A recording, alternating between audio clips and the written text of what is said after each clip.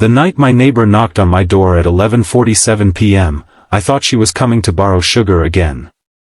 Instead, she stood there with trembling hands, tears running silently down her cheeks, and asked me the one question that changed both our lives forever. Do you remember what you joked about? I stared at her, confused, until she whispered, you said if I ever needed a husband for an hour, I should call you. I almost laughed, because months earlier I had said it while carrying groceries up the stairs, trying to make her smile after another difficult day. But she looked at me so seriously that the joke suddenly felt like a promise. Before we continue, if stories about kindness, second chances, and unexpected love touch your heart, please like this video, share it with someone who needs hope, leave a comment, and subscribe to Ripple of Kindness for more emotional stories. Her name was Elena. She lived across the hall with her 8-year-old daughter, Sophie. I had known them for nearly 2 years, but I had never known the whole story. Elena was the kind of woman who smiled even when she was exhausted. She worked mornings at a bakery, cleaned offices 3 evenings a week, and somehow still found enough energy to help Sophie with homework at the tiny kitchen table.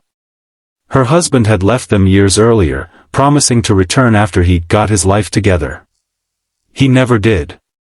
He stopped calling, stopped sending money, and eventually became nothing more than a name Elena avoided saying. I was divorced myself, though I rarely talked about it. My marriage had ended quietly after years of pretending everything was fine. Since then, I had convinced myself that being alone was easier than trusting someone again. Elena and I became friends in the simple way neighbors sometimes do. We shared coffee, carried each other's packages, watched each other's children when emergencies happened, and occasionally stood in the hallway talking long after midnight. One rainy afternoon, I found her sitting on the apartment steps, staring at a white envelope in her lap. She looked terrified. When I asked what happened, she finally told me that Sophie's school had an important family evening coming up. Every child had been asked to bring both parents for a special presentation. Sophie had been practicing a little speech for weeks, and Elena knew her daughter would be crushed if she had to stand alone while other children hugged their mothers and fathers. Trying to lighten the moment, I smiled and said, then if you ever need a husband for an hour, call me. Elena looked at me, surprised, and then laughed for the first time that week. She shook her head and replied, only an hour? We both laughed. I thought that was the end of it. But months later, standing in my doorway at nearly midnight, I realized she had remembered every word. I invited her inside. She sat on the edge of my sofa and explained that Sophie's school had suddenly moved the family presentation to the next morning. Sophie had been waiting for her father to appear, because Elena had finally told her that he might come. But that evening, he sent a message saying he was not coming. Sophie had locked herself in her room, crying. Elena did not know what to do. Then she looked at me and said, I know it sounds ridiculous. I know this is only a school event. But she believes tomorrow is the day her father finally chooses her. Something inside me broke. I told Elena I would go. The next morning, I stood outside their apartment wearing the only suit I owned. I felt ridiculous and terrified.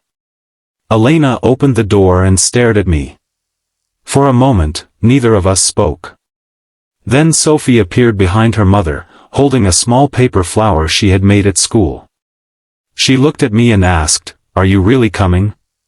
I knelt beside her and said, if you want me there, I am. She smiled. That smile stayed with me all day. At the school, I expected whispers. Instead, I saw dozens of imperfect families. Some had grandparents. Some had single mothers. Some had stepfathers. Some had empty chairs. I suddenly understood that family was not always about who shared your blood. Sometimes it was about who stayed when leaving would have been easier. When Sophie walked onto the stage, she held Elena's hand with one hand and mine with the other. Her little speech was simple. She talked about how families were supposed to make you feel safe, how love meant showing up, and how sometimes the people you needed were not the people you expected. Elena cried.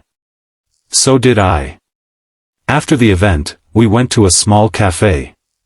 Sophie ordered hot chocolate, and Elena sat across from me, quietly watching her daughter smile. Finally she said, "You know, you were supposed to be my husband for only an hour." I smiled. "I remember." She looked down at her coffee. "But you stayed." I didn't know what to say. Over the next few weeks, something changed between us. Not suddenly. Not like the movies. There were no dramatic declarations. There were grocery runs, school pickups, late-night conversations, broken appliances, burnt dinners, and ordinary mornings. I began learning what made Sophie laugh. Elena began trusting me with the parts of her life she had hidden from everyone. Then, one evening, Elena received another message from her former husband. He wanted to meet Sophie. She was afraid. I told her that Sophie deserved the truth, not another promise that could disappear. Elena agreed. When he finally arrived, he seemed ashamed. He admitted that he had spent years running from responsibility because he believed he wasn't good enough to be a father. Sophie listened quietly. Then she asked him why he had waited so long. He had no answer. That moment taught me something I had spent years refusing to understand. Sometimes closure doesn't come from getting the apology you wanted. Sometimes it comes from realizing you no longer need the person who hurt you to complete your life. Months passed. Elena no longer looked like the exhausted woman I had found crying on the staircase.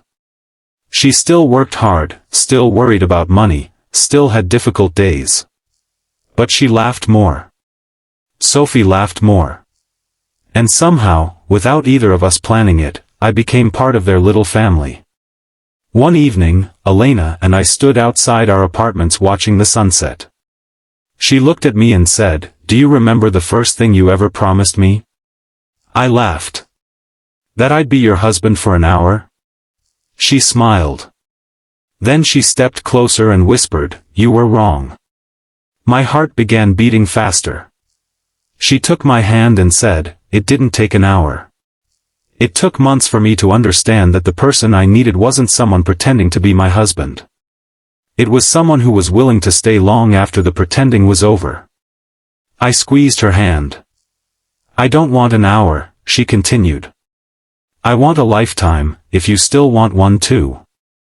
I looked through the open doorway and saw Sophie standing there, pretending not to listen. When she noticed me looking, she grinned and disappeared around the corner. For the first time in years, I wasn't afraid of tomorrow. I had spent so long believing love was something that arrived dramatically, like thunder in a storm. But real love had arrived quietly. It came disguised as a neighbor asking for help. It grew through ordinary kindness. It survived awkward moments, painful memories, and uncertain days. And it taught me that sometimes the greatest second chance in life begins with the smallest joke. If this story touched your heart, please support the video with a like, share it with someone who believes they have missed their chance at love, and subscribe to Ripple of Kindness. Your support helps these stories reach people who may need a little hope today. And before you leave, comment, "I believe in second chances," if you believe that the right person is not always the person who arrives first, but sometimes the person who simply refuses to leave. Because Elena once asked me if I could be her husband for an hour. I said yes. And somehow, that 1 hour became the beginning of forever.